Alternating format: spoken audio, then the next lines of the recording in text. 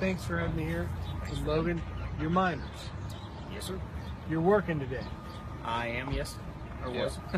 Yeah, I'll be going to work this evening. Yeah. Night shift. But a lot of folks you know have lost their jobs. Situation's tough here. How tough is it? It's tough, and the uncertainty is even tougher.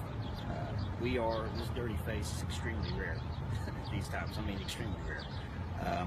There's been several thousand jobs lost within the past year alone, actually. So, tough sort of begins to explain the situation. And when you hear Jordan, Secretary Hillary Clinton, with comments she had, and then she came here, how do you feel? I feel like she was basically just stabbing us in the back. I mean, how can you say that you're going to put us all out of work, the coal companies, bankrupt the coal companies, and come here and lie to our face the way she did? I have nothing for her, and as a matter of fact, I agree with our mayor. She can just stay out, both of us can stay out of our state. And Alan, when you hear now Secretary Clinton says, oh no, I misspoke, I'm going to do everything I can for coal miners, do you believe her? Well, I find it highly unusual that no matter what political affiliation, whatever any media source is, they're constantly reporting the exact opposite. Yeah. They're saying that, of course, she's saying it was out of context, but then they're reporting it, and everybody's reporting, and anybody that actually heard it couldn't misperceive it. It is exactly what she said, that she planned on continuing the last 7.5 years and also expanding upon it. So, I mean, there's only so many ways you can take that. What Secretary Clinton upset you guys here? Were either of you at the event when she was in Williams? Negative. I wasn't in Williamson because I'm still working. So I had to go, that's, work comes first. So, and you cherish a job around there. So no, I wasn't. But we had one here in Logan County where Bill was here. And we certainly let our displeasure be known. At that round table, one of your fellow miners, Bo Copley, made a passionate, respectful presentation to her and showed pictures of his family. He's out of work, trying to get the message of what you guys go through. What is that message? Well, I actually used to work with Bo, so I know firsthand what he's going through. The message is that we have families to provide for. I have 2 little kids myself. I have a wife. We have a mortgage. We have car payments. And by them tearing down our industry, if we're not able to pay our bills, we're not able to provide for our family. And they don't seem to understand that. They think we're just numbers on a piece of paper that they can just throw out the door and do away with. There's actual people and actual problems that they're not addressing, and they need to address it. That's all I got to say about it. Yeah. We can talk about the economic. Yeah, I mean, you can look around. When you take a drive through, you'll see the economic downturn. I want to talk about the health impact. Right. Oddly enough, the health impact. The way the coal mine industry has met its demise is through overregulation, utilization of MSHA, which is mine safety, oddly enough named Mine Safety and Health.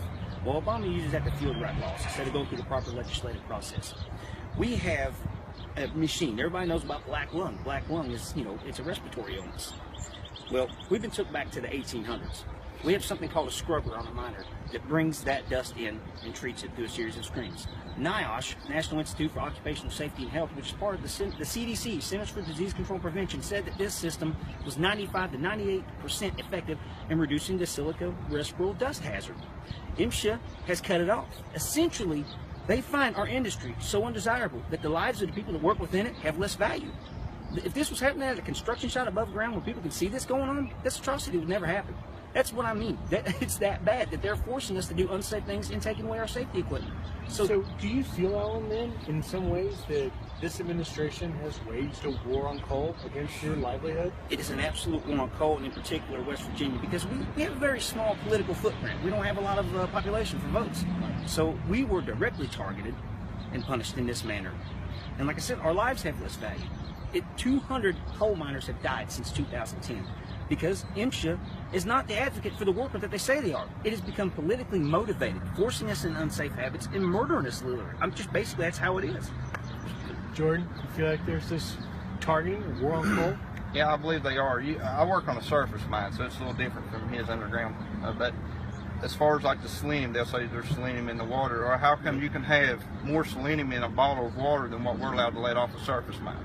Now, I mean, so that right there is over-regulations. That is absolutely devastating our industry. Well, I mean, we can't mine the coal for the fact that they're overregulating us to the point that we're going bankrupt. I mean, there's got to be a way for them to understand, or I don't even think they care that they're doing it to us. So it's an issue that needs to be addressed. What he said about the issue with the water, it's a regulatory agency, the EPA. Right. This is a multi-front assault on us. It is a war on coal.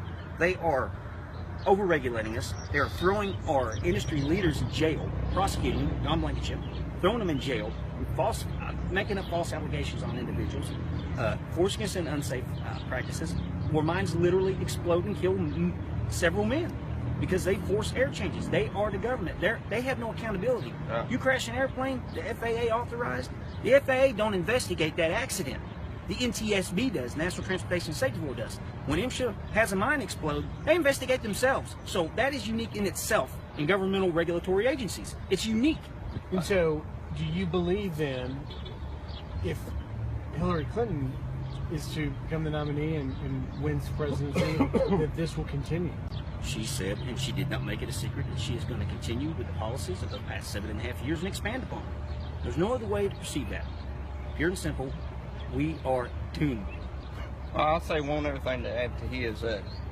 EPA, as far as the Colorado, a few months ago, they had that spill where they had the gold mine. How come they didn't get fined, or they're not going, somebody's going to jail over that? Excellent But if point. we would have done that, there'd have been somebody 6 foot under, because they would have shut down that job in a heartbeat. But because it was an EPA mandate that whatever happened, they caused it, they're not in trouble because that is the government. We just have no representation. Right, exactly. Our quote-unquote leaders, Senator Joe Manchin and Tomlin, the governor, showed up to support them. Knowing darn good, that shows how disconnected from the voting base that they are. That is where we're at. We are absolutely screwed here. We have no representation on that.